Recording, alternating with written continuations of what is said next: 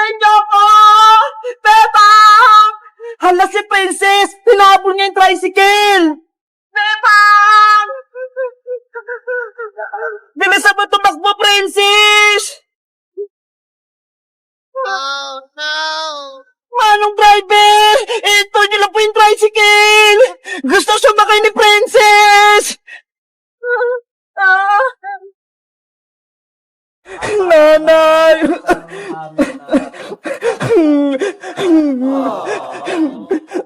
Tahan na, Bebang! Huwag ka nang umiyak! Hindi gagaling yung sakit mo! Saan ako titira, Iska? Pinalayas na naman ako ni Tita Margaret! Tinapon lahat ng gamit ko! Ang sama-sama talaga ni Aling Margaret! Kahit may sakit ka, hindi ka pinapapasok sa bahay nyo! Hindi ko na alam kung anong gagawin ko! Wala na akong malalapitan! Huwag kang mag-alala, Bebang! May naisip ako! Pupunta tayo ng probinsya para doon ka magpagaling! At para makaiwas ka rin kay Aling Margaret, pati kay Maria! Paano si Nanay Sitang? Iiwan ko siya dito? Babalik naman tayo, Bebang! Kapag magaling ka na, maganda din magpahinga! Pupunta tayo sa mga bundok, ilog, maganda dun sa probinsya, presyong hangin! Kaso, gusto ko magpaalam kay Nanay para alam niya kung saan tayo pupunta. Kaya Aling Sonia naman tayo magpaalam. Wala naman si Aling Sitang eh. Sige na nga. Kaya Aling Sonia naman tayo magpaalam. Tara na, Iska. Punta na tayo sa tindahan ni Aling Sonia. Yes! Pupunta kami sa probinsya! Aling Sonia! Aling Sonia! Ano yun, Bebang, Iska? Anong kailangan nyo? Aling Sonia, may sasabihin po sana kami sa inyo. Magpapaalam sana kami ni Bebang. Pupunta kami ng probinsya. Ba't kayo aalis? Ano nangyari? Kasi po, Aling Sonia, pinalayas po ako ni Tita Margaret eh. Tinapon niya po yung mga gamit ko, pati itong bag ko. Kahit may sakit po si Bebang, pinalayas siya sa bahay nila. Pinagtulungan siya ni Aling Margaret, tsaka ni Maria. Ganun ba? Ang sama-sama talaga ng ugali ng Margaret na yun, pati ni Maria. Hindi na naawa kay Bebang. Aling Sonia, pasabi po kay Nanay, dun po muna ako sa probinsya. Nagpapagaling ako. O sige, Bebang, ako nang bahala. Ako na rin magsabi sa nanay mo. Mag-iingat kayo dun, ha? Opo. Pasabi din po kay Nanay, wag po siyang mag-alala. Babalik din po ako. Ikaw naman, Iska, wag mong pababayaan si Bebang dun, ha? Opo, Aling Sonia, ako pong mag-aalaga kay Bebang. Siguraduhin mo, kung hindi, yari ka kay Nanay Sitang yan. Tara na, Bebang, tumawag na tayo ng masasakyan natin. Bye-bye po, Aling Sonia. Aalis na po kami. O sige, bye-bye. Mag-iingat kayo. A few moments later. Ay, may tricycle, Bebang. Sumakay na tayo.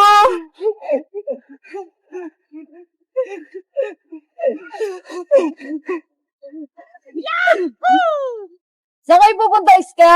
Pati niyo po kami sa Terminal Manong, sa sakayan ng bus na puntang probinsya. Sige, kumapit kayo. Mag-ingat po kayo sa pag-drive, Manong driver, ha?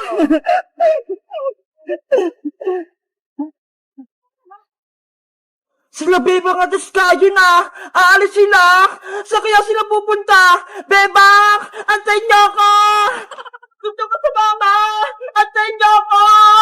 Bebang! Hala si Princess. Tinapon niya yung tricycle. Bebang! Bilisan mo tumakbo, Princess! Oh no! Manong driver! Ito niyo lang po yung tricycle! Gusto sumakay ni Princess! Pinagod niyo naman ako, Iska! Ang layo na tinakbo ko! Sorry, Princess! Akala kasi namin, hindi ka sasama eh. Saan ba kayo pupunta? Bakit nakasakay kayo sa tricycle? Pupunta kami sa probinsya, Princess! Sasama ka ba? Sige! Gusto ko din sumama, Beba! Tara na! Sumakay ka na rito sa tricycle! Yay! Alis kami! Let's go!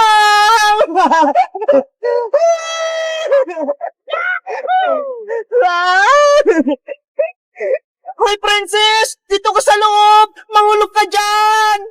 Ang sarap ng hangin! Princess, kumapit ka dyan baka mahulog ka.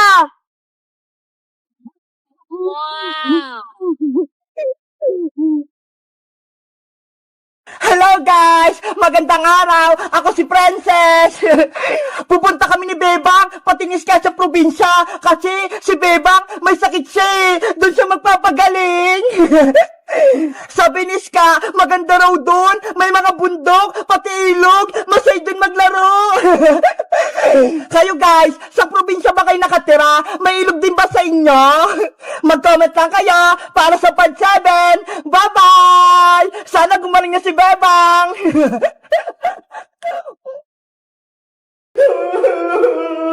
Yung bagong marshmallow, kinain ni Princess! Bebang, tama na! Huwag ka na umiyak! Nandito na tayo sa school, baka marinig ka pa! Kasi wala akong pagkain mamayang recess Iska Naubos na! Ikaw kasi Princess, no? Ang sabi kasi ni Bebang, hati kayo sa marshmallow, pero kinain mo lahat. Bebang, sorry na, huwag ka nang umiyak. Ito bigyan kita ng piso. Palitan mo yung kinain kong marshmallow. Ano? Piso lang yung ibibigay mo, Princess? Ang haba kaya nung marshmallow kinain mo. Kaya dapat 10 pesos yung ibibigay mo. Hala, ang mahal naman. Huwag ko na nga lang bayaran. Pambili ko na lang ito ng candy mamaya. Princess! Ikaw, Princess, pinaiyak mo pa si Bebang. Ikaw na nga may kasalanan Babayaran ko na nga. Ayaw pa niya.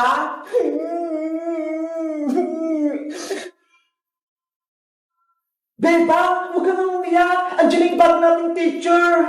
Good morning, class. Good morning, teacher. Good morning, teacher.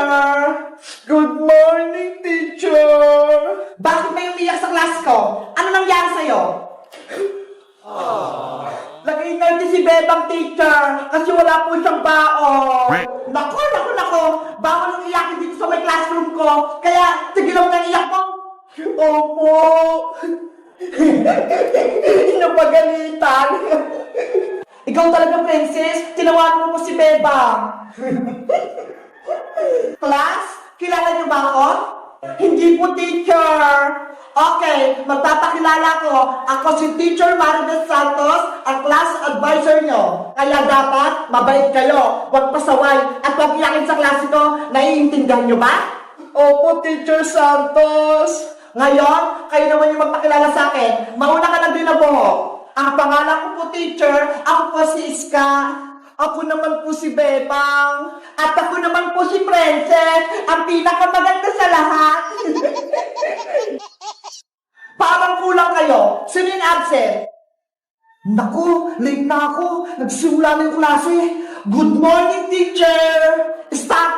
Diyan ka lang. Bakit late ka iyo? Sorry po, kasi hindi ako nagising ng maaga Dahil late ka, may parusa ka. Tatayo ka dyan sa tabi ng pinto. 1 oras. Ngayon na. Opo. No! Si Bayang, tinataya. Yarin ka sa akin, Princess, mamaya kapag uwian. Teacher Santos, si Bayang pa nagbabanta sa akin. Bayang, tumayo ka dyan na maghapon. Naintindihan mo ba? Opo. Ano ba yan? Yari, Bebang, yung bago nating teacher, sobrang tapang, pinatayo niya si Buyong. Oo nga, Iska sana hindi tayo pagalitan ni Teacher Santos. At sino naman yung maingay dyan? May narinig ako nagbubulong-bulong Si Bebang mo, teacher, nakikipagkismisan. Bebang, tumayo ka rin, samahan mo si Barb sa may pintuan. Opo, teacher. Oh, no! Buti nga sa'yo, Bebang! Guys, may bago kaming teacher. Ang pangalan niya, si Teacher Santos. Kaso, sobrang tapang niya. Kayo guys, mabait ba o matapang yung bago ng teacher? Anong pangalan niya? Mag-comment lang kayo. Bye-bye! May lobo kaming lumilipad. Si Iron Man sa akin, siya ang pinakamalakas. Ay, sila Bebang, Iska at Princess, may mga lobo. Gusto ko rin yun. Lobo! Bumili na kayo ng lobo! Princess, Iska, tingnan nyo ho! May nagtitinda ng lobo! Mga bata, bumili na kayo sa akin ng lobo! Ayo nga, no! Gusto ko yung lobo! Tara, bumili tayo ng lobo kay ate! Sige, puntahan natin! Ate, magkano po yung paninda yung lobo? Mura lang itong mga paninda ko, 10 pesos lang isa. Wow, ang mura naman, 10 pesos lang po. Mabuti na lang may pera pa ako dito. Makakabili ako ng lobo. Ako din, may 10 pesos pa ako. Ikaw, Princess, meron ka ba pambili ng lobo? Nako, naubos ko na yung pera ko kasi bumili ako ng pagkain kay Aling Sonia. Paano ba yun, Princess? Hindi ka makakabili ng lobo mo. Ay, may naisip ako. Ate, wait lang po kayo dyan ha. Hihingi lang po kay nanay ng pera. Huwag po kayong aalis. Sige, antayin kita. Bebang Iska, punta lang ako sa bahay ha. Bilisan mo, Princess, ha? Para makapaglaro tayo ng lobo-lobo. Ate, bibili na po ako ng lobo ko. Mamili ka na ng gusto mo, Iska. Piliin mo kung anong gusto mo. Ano kayang pipiliin ko? Si Peppa Pig, si Iron Man, o si Hello Kitty? Ay, si Peppa Pig na lang po, ate. O, eto. Ang ganda niya. Ate, eto pa yung bayad ko.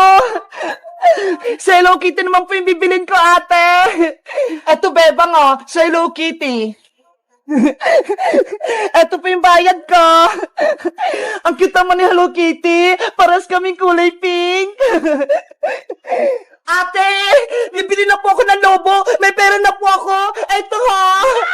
Eto na lang natitirang lobo, Princess. Hala, si Iron Man. Ayaw ko po niyan, ate. Wala na po bang iba? Wala na he. Last na to. Pang lalaki si Iron Man eh. Ayoko po niyan. Huwag ka na magreklamo, Princess. Lobo rin naman yan eh. Sige na nga. Bibilin ko na si Iron Man. Ay, sa wakas. Mabibenta na itong mga lobo ko. O, eto na. Ito po yung bayad ko. A few moments later. May lobo kaming lumilipad. Ang saya-saya maglaro ng lobo-lobo. Si Iron Man sa akin, siya ang pinakamalakas. Ay, sila Bebang, Iska at Princess, may mga lobo. Gusto ko rin yun. Bebang, magpahinga muna tayo. Napapagod na ako eh. Kanina pa tayo naglalaro. Sige, isabit muna natin yung mga lobo natin. Tapos bibili tayo ng pagkain kay Aling Sonia. Tara, gusto ko na ulit magmerienda. Itali natin dito yung mga lobo natin para hindi siya liparin.